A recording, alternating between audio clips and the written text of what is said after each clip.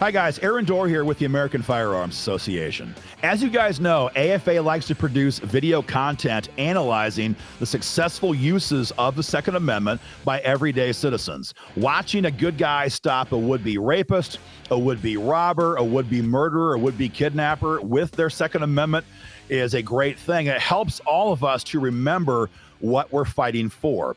As AFA works in Congress and state capitals across America to defend our gun rights, we have to remember if we lose our gun rights, we lose our ability to defend ourselves against criminals and against tyrants. So watching citizens use their gun rights in the right way, it's a great thing. By the way, if you're not seeing these videos, subscribe to our channel and make sure you're not missing out.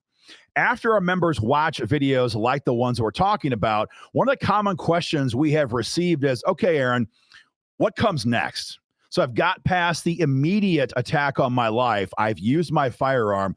What must I be doing next, thinking about next as the situation continues to evolve before the police arrive? And it's a great question because there have been, sadly, many examples of good guys who thought the situation was done and they were attacked again by the guy they thought they had put down.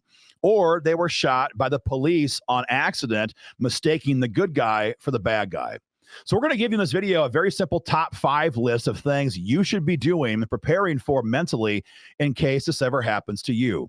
As a reminder, AFA, we are not lawyers here at AFA. We fight to defend your gun rights in Congress and state capitals. This is not legal advice. I'm giving you our top 5 list from our team here at AFA on what we would do if we were in this situation. So very simply, the list is number 1, prepare for a counterattack. Prepare for another or a counter attack.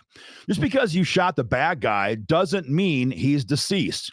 It doesn't mean he's done attacking you. He might be wounded, he might be faking it, or he might be deceased. But the first 2 scenarios allow him to roll over with a separate handgun and re-engage you. So until that guy is in handcuffs and the police are there with him in custody, dead or alive, you do not know if that threat is forever over. You also don't know if he was operating alone. What if he has a backup? What if he has buddies right outside the gas station, to use the armed robbery scenario, who are waiting to rush inside and take you out? So number 1 is to prepare for a counterattack. What does that mean? Well, it's very simple. Reload and find cover. Reload and find cover. That's step number 1. Step number 2 is to secure the scene. Again, you don't know if he has backup waiting outside to rush inside there and attack you if you're engaging with the primary threat. And so if you're inside a business and you can lock the doors, do it. It helps keep those guys outside, helps keep the witnesses who saw the situation contained, and allows you to have some measure of control over the variables in that situation. If you're in a parking lot at the local grocery store, that's different. You can't secure that scene very well. But if you can, secure the scene.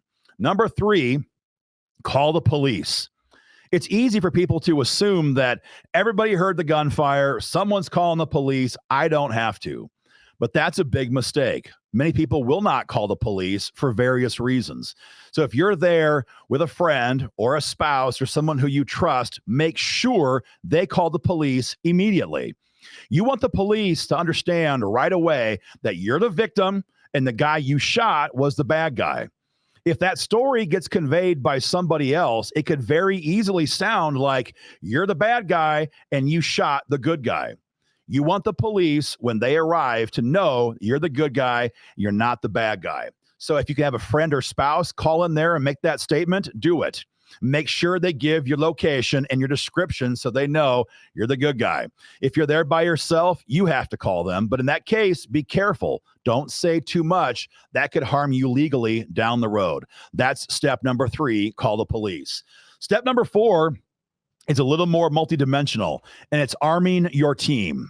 Arming your team. So if you're there alone, this doesn't apply.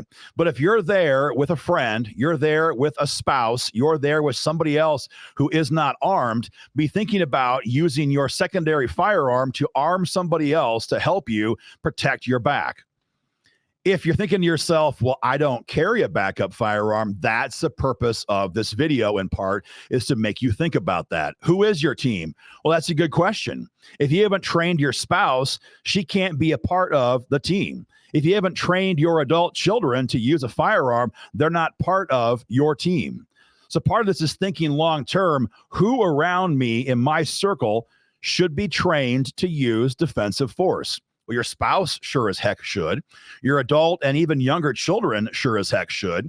And so train them, make sure they know what to do in these situations. And in case they're not armed when that happens, give them your backup gun and arm your team and take the proper position.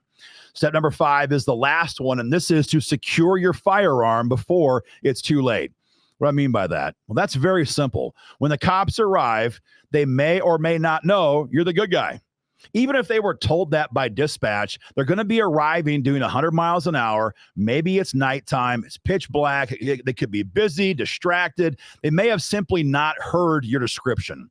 When the cops arrive, they're going to have an adrenaline dump just like you do at that point. And if they walk in there and there's a guy laying on the ground over there bleeding and you're standing there holding your handgun, you may very likely be perceived as the threat. You may very likely, in fact, be shot at by mistake by well-intentioned officers who do not know who is good and who is bad, but you're the guy holding the gun. So as police arrive, secure your firearm. If there's an active threat, that's different. But as far as you know, if that threat is over, secure your firearm in your holster out of sight. So when the cops arrive, you're not the guy holding the gun. You'll tell them, of course, when the thing calms down, you're armed. They will, of course, grab your firearm as evidence in the investigation. That's fine, but you do not want to be the guy who is holding a handgun when the cops burst in the scene to stop a lethal attack. Guys, that is our top 5 list. If you disagree with us, that's fine. Leave your thoughts in the comment section. If you agree with us, leave your thoughts in the comment section. If you have your own top 5 list, that's also fine. Leave your list in the comment section. We want to hear from you guys what you think about these very dynamic, very, very fast-moving situations. Guys, as always, be involved in the fight for freedom. Go to joinafa.org to learn more. Thank you.